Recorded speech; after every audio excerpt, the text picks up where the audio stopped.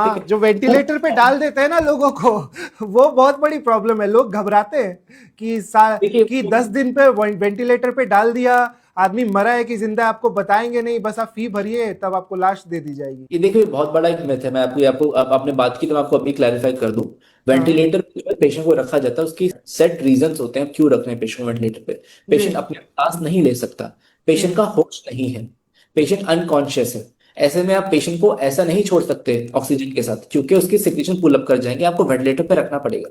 हमने पेशेंट को वेंटिलेटर पे रख दिया और उस दौरान हम पेशेंट को सेडेट करके रखते हैं ताकि उसको अपनी तरफ से एफर्ट नहीं करना पड़े। एंड जी। उस दौरान पेशेंट के बाकी पैरामीटर्स रिकवर करते हैं। पेशेंट की जो प्राइमरी प्रॉब्लम होती है उसका ट्रीटमेंट चल रहा होता है।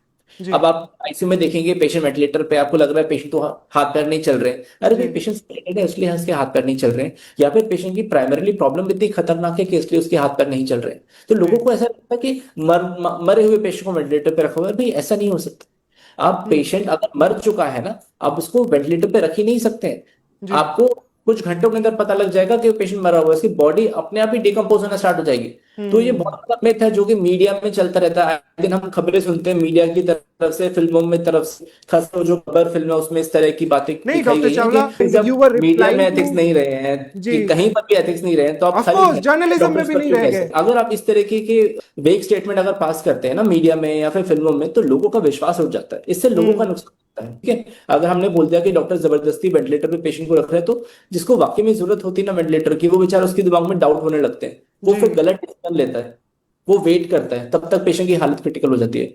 किसकी गलती है? तो हमें कुछ भी बोलना है सोच समझ के बोलना पड़ेगा।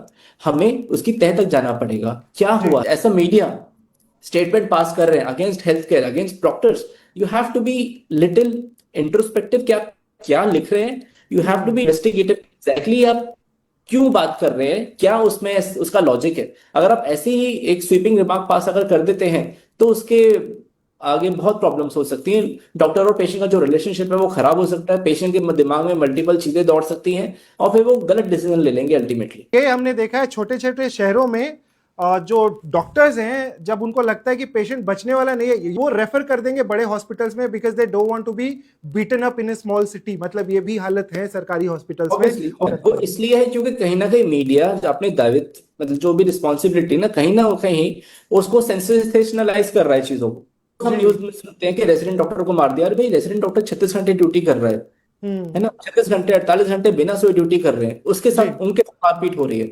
तो हमें सोचना पड़ेगा, हम कुछ भी स्टेटमेंट्स अगर पास करते हैं ना मीडिया में, ऐसा नहीं कि सिर्फ डॉक्टर भुगत रहे हैं, जी। पेशेंट भुगत रहे हैं जी। इस वजह से, जी। क्योंकि वो गलत बिल्कुल। डिसीजन लेते हैं फिर।